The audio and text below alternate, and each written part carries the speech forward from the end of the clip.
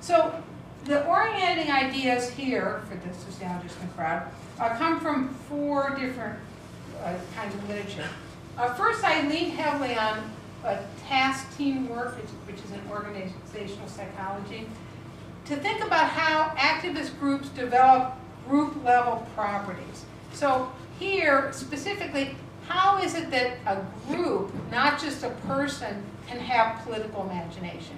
And if you don't know this literature, there's really interesting literature that's going on in organizational psych about groups that take collective properties. In particular, there's a lot of really interesting work on collective intelligence, how groups can develop an intelligence that's beyond individual members and sort of mechanisms.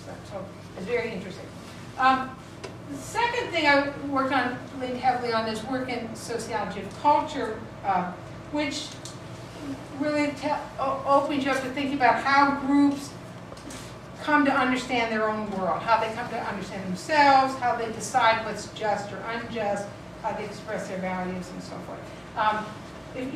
To think about how a group has culture and how that affects things, just think of any academic meeting you've ever been in. So you know how you start in a meeting and you're deciding on whatever, X. And if you just poll people individually at the beginning of the meeting, people would have a range of opinions. And then the group will come out with this result that often reflects nobody's opinion at the beginning.